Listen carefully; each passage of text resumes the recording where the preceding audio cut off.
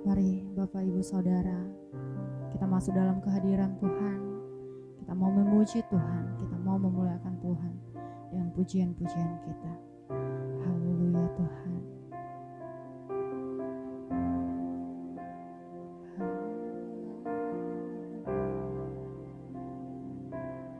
Kau Tuhan, penolong dalam hidupku. Ku percaya hanya kepadamu. Kau pegang tanganku dan tuntun langkahku. Yesus, kau perlindunganku.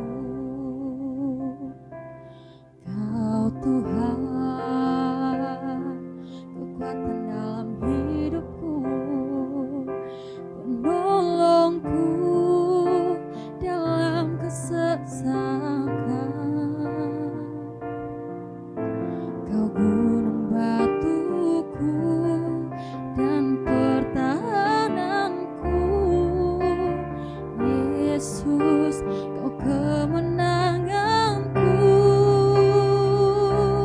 Yesus, padamu ku berseru, Kaulah penyelamatku. Terpujilah Kau Tuhanku. Mulutku memuji nama-Mu sepanjang umur hidupku. Terpujilah Kau Tuhanku di atas segalanya.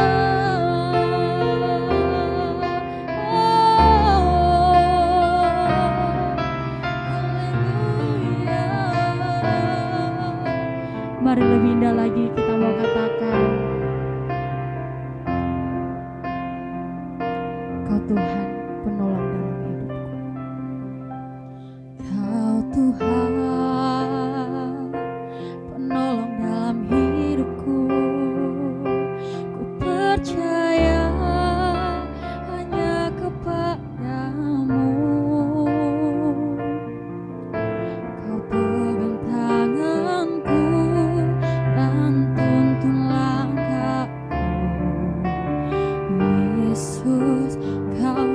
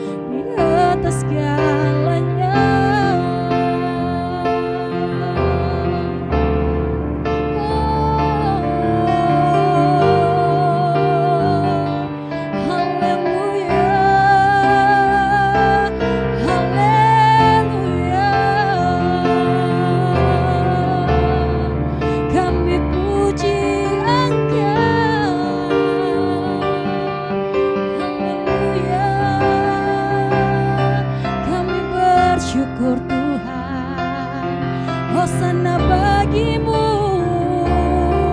Hosana bagimu Tuhan. Haleluya, haleluya. Terima kasih Tuhan, terima kasih. Kami sembah Engkau, terpujilah Tuhan, termulia Engkau. Hosana, Hosana, haleluya. Engkau termanis Tuhan, Engkau Bapa yang baik. Terima kasih, terima kasih, terima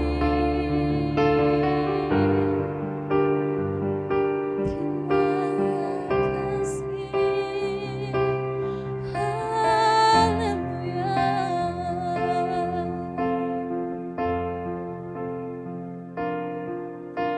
Yesus, pegang erat tanganku, ku tak dapat hidup di luar kasih-Mu.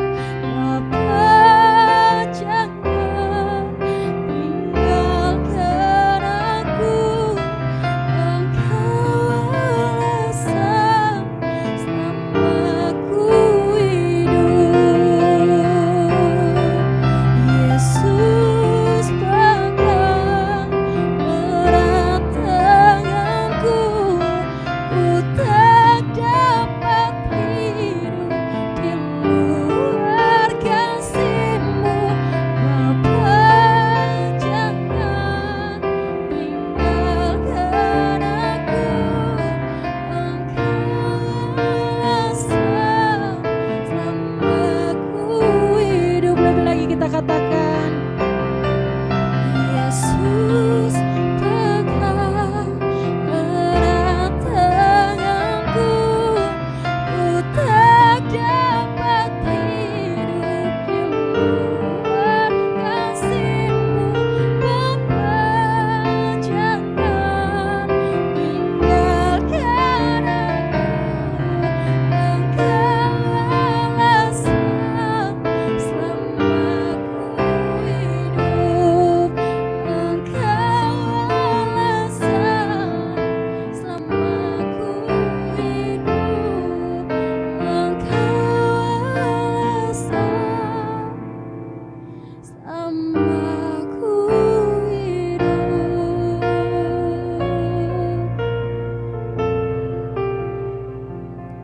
Terima kasih Bapa, terima kasih Yesus. Benar Tuhan, sebagaimana pujian kami mengatakan bahwa Engkaulah kekuatan kami, Engkaulah perisai kami butuh pertolongan-Mu Tuhan. Kami tidak bisa melakukan tanpa Engkau Tuhan Yesus. Oleh karena itu pegang tangan kami Tuhan, tuntun langkah kami. Bahkan Tuhan, biarlah setiap firman-Mu yang akan kami dengarkan boleh menjadi pegangan kami, boleh menjadi kekuatan kami dalam menjalani hidup kami hari lepas hari. Tuhan, saat sebentar kami akan mendengarkan kebenaran firman-Mu. Mari Tuhan, Engkau bukakan hati kami, pikiran kami untuk boleh menerima dan mendengar setiap kebenaran firman-Mu yang boleh menjadi pegangan kami Tuhan. Supaya Tuhan, kami boleh menjadi pelaku-pelaku firman-Mu, bukan hanya menjadi pendengar, tetapi kami boleh mengaplikasikannya, kami boleh melakukannya. Terima kasih Bapa, berfirmanlah Tuhan, di dalam nama Yesus Kristus kami sambut kebenaran firman-Mu. Haleluya. Amin.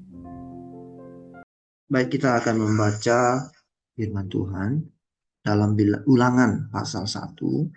Saya serahkan kepada Saudari Juni untuk membagi. Baik, langsung saja kita akan membaca kebenaran firman Tuhan pagi hari ini dari Ulangan pasal 1, ayat 1 dan ayat 2 dimulai dari saya. Musa meriwayatkan pengalaman di Gunung Horeb. Inilah perkataan yang diucapkan Musa kepada seluruh Israel di seberang Sungai Yordan di padang gurun, di Araba Yordan, di tentangan Yusuf antara Paran dengan Tofel, Laban Hazerot, dan di Zahab, sebelah hari perjalanan jauhnya dari Horeb sampai Kades Barnea melalui jalan pegunungan Seir. Ayat 3 dan ayat 4, saya persilakan kepada Ibu Lilik. Pada tanggal 1 bulan 11 tahun ke-40 berbicara Musa kepada orang Israel sesuai dengan segala yang diperintahkan Tuhan kepadanya demi mereka. Setelah ia memukul kala Sihon, raja orang Amori, yang diam di Hesibon, dan Og, raja negeri Basan, yang diam di Asitarot dekat Edrei. Selanjutnya saya persilakan kepada Kak Daniel Huta Barat. Di seberang sungai Yordan di tanah Moab, mulailah Musa menguraikan hukum Taurat ini, katanya, Tuhan Allah kita telah berfirman kepada kita di Horeb, demikian, telah cukup lama kamu tinggal di gunung ini. Selanjutnya saya serahkan kepada Kak Angelica Sibarani. Majulah, berangkatlah, pergilah ke pegunungan orang Amori dan kepada semua tetangga mereka di Araba Yordan, di pegunungan, di daerah bukit, di tanah Negeb, dan di tepi pantai laut, yakni negeri orang Kanaan, dan ke gunung Libanon sampai Efrat, sungai besar itu. Ketahuilah, aku telah menyerahkan negeri itu kepadamu. Masukilah, dudukilah negeri yang dijanjikan Tuhan dengan sumpah kepada nenek moyangmu, yakni Abraham, Ishak, dan Yakub, untuk memberikannya kepada mereka dan kepada keturunannya.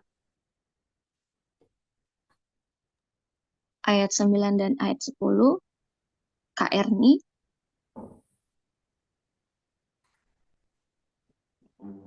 Pada waktu itu aku berkata kepadamu demikian, seorang diri aku tidak dapat memikul tanggung jawab atas kamu.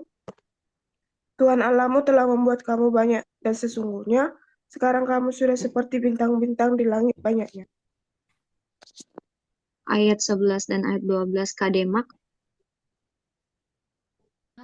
Allah nenek moyangmu kiranya menambahi kamu 1000 kali lagi dari jumlahmu sekarang dan memberkati kamu seperti yang dijanjikannya kepadamu. Tetapi bagaimana seorang diri aku dapat memikul tanggung jawab atas kesusahanmu, atas bebanmu dan perkaramu? Ayat 13 dan 14, Kak Desi Simbolon. Kemukakanlah dari suku-sukumu orang-orang yang bijaksana, berakal budi dan berpengalaman, maka aku akan mengangkat mereka menjadi kepala atas kamu. Lalu kamu menjawab aku, memang baik apa yang kuanjurkan untuk dilakukan itu. Ayat 15 dan ayat 16, Kak Mishima. 15. Kemudian aku mengambil kepala-kepala sukumu, yakni orang-orang yang bijaksana dan berpengalaman, lalu aku mengangkat mereka menjadi pemimpin atas kamu, yakni sebagai kepala pasukan 1000, kepala pasukan 100, kepala pasukan 50, dan kepala pasukan 10, dan sebagai pengatur pasukan bagi suku-sukumu. Ayat 16.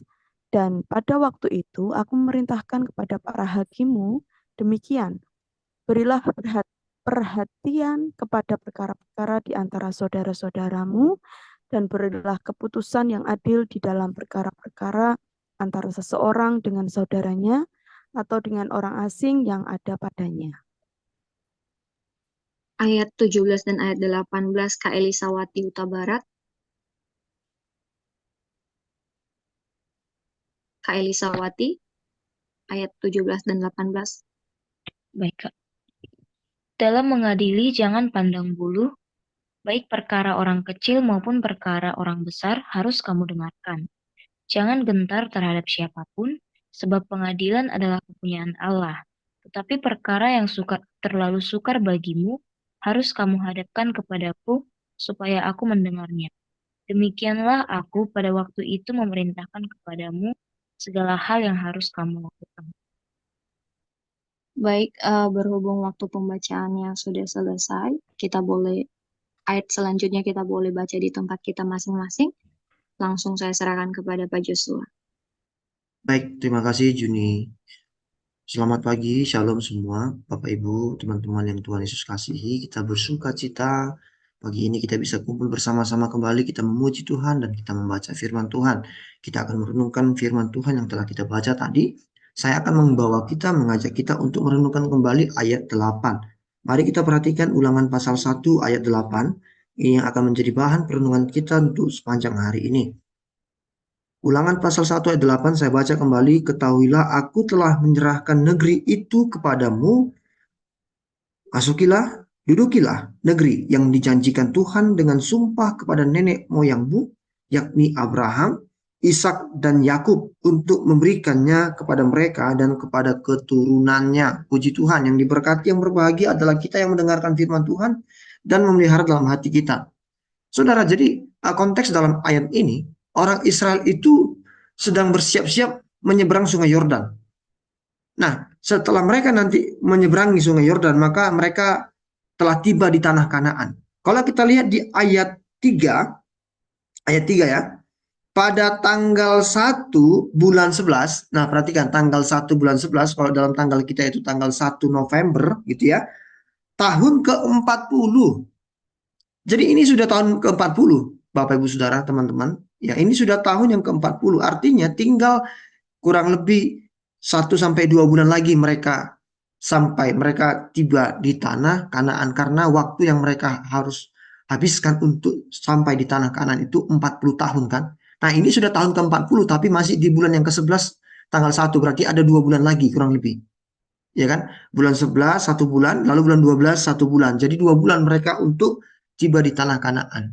Kalau kita perhatikan, Musa dan Harun itu nggak bisa masuk tanah Kanaan kan, karena mereka telah memberontak kepada Tuhan. Ya, ada beberapa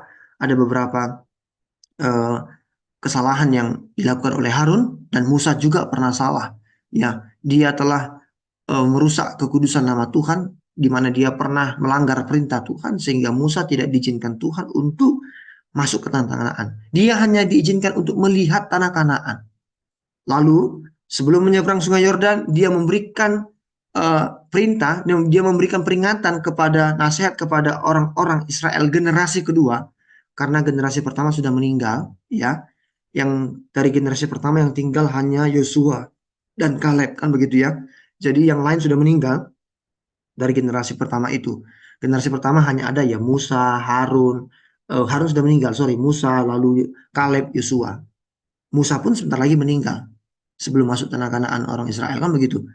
Teman-teman, kalau kita lihat ya, ketika mereka ingin menyeberang sungai Yordan itu sudah sekitar tahun 1400 sebelum Masehi. 1400 sebelum Masehi. Sementara janji Tuhan kepada Abraham bahwa keturunan Abraham akan menduduki tanah Kanaan itu diberikan Tuhan sekitar tahun kurang lebih 2000 sebelum Masehi. 2000 sebelum Masehi. Sementara ini mereka mau nyebrang sungai Yordan, mau tiba di tanah Kanaan itu sudah tahun 1400 sebelum Masehi. Jadi kita perhatikan ada kurang lebih atau sekitar 600 tahun sejak janji itu diberikan kepada Abraham, lalu mereka mau mendudukinya. 600 tahun, itu waktu yang sangat lama. Tapi bagi Tuhan, janji Tuhan itu tak lekang oleh waktu. Janji Tuhan adalah janji. Tuhan tidak pernah ingkar janji, dia selalu pegang janjinya. Makanya kita orang-orang percaya anak Tuhan, kalau kita ingin janji Tuhan digenapi dalam hidup kita, maka ada proses yang harus kita lewati. Di mana apa? Di mana kita harus tetap menunggu waktunya Tuhan. Alkitab berkata, segala sesuatu indah pada waktunya. Mungkin menurut kita sudah waktunya Tuhan menolong kita, tapi bagi Tuhan, Tuhan punya timing yang lebih pas. Tuhan tahu yang terbaik untuk kita. Bagian kita apa? Bagian kita, ayo kita percaya sungguh-sungguh kepada Tuhan bahwa Dia pasti menggenapi janjinya. Mungkin sampai sekarang kita sudah menunggu untuk waktu yang sangat lama penggenapan janji Tuhan dalam hidup kita.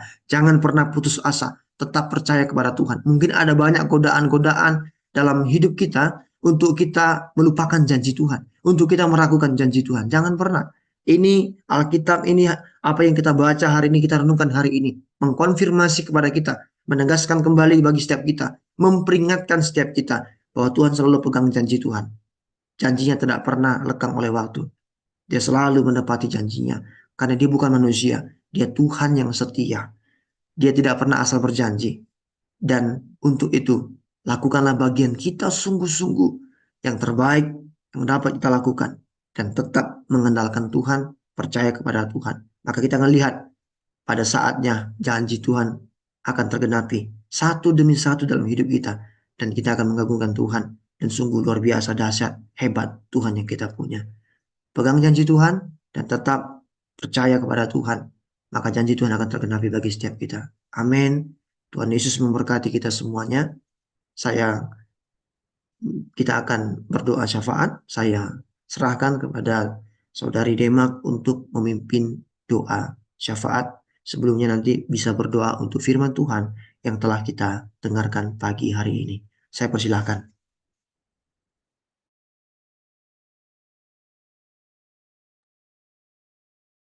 Kita berdoa.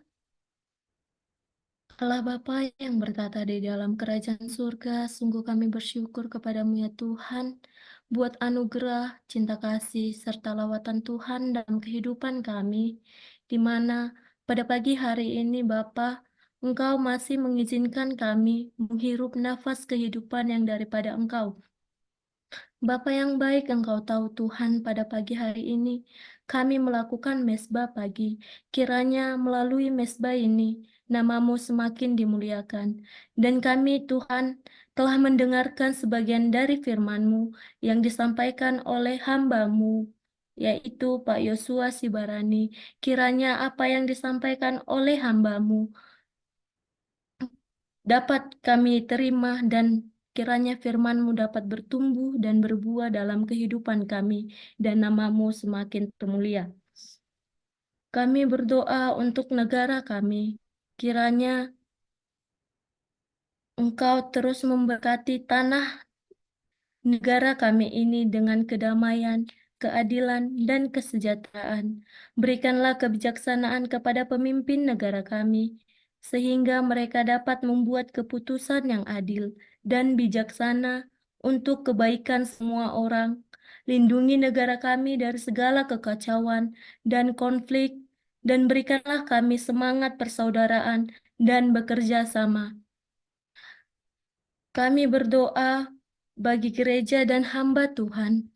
Kiranya Engkau yang memberkati setiap gereja dan pelayan-pelayan Tuhan yang ada di dunia. Kiranya Tuhan yang memberikan roh kebijaksanaan dan penuhi mereka dengan Roh Kudus dan memiliki kemampuan untuk menyampaikan firman-Mu dengan jelas dan penuh kasih.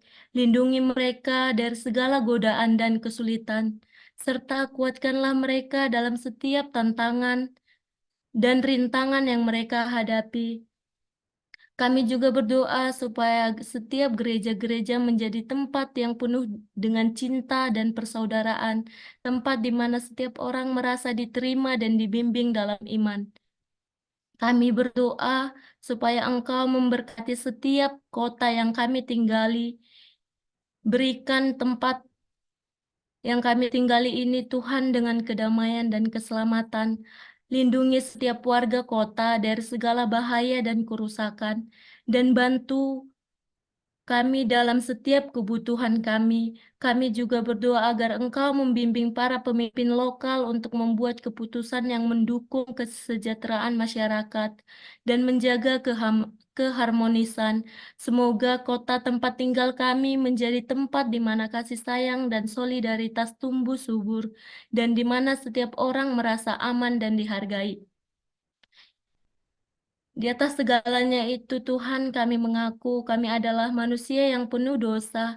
Kiranya Tuhan yang berbelas kasih kepada kami, ampunkan kami dari segala dosa dan pelanggaran kami, agar cinta kasih Tuhan tidak terhalang.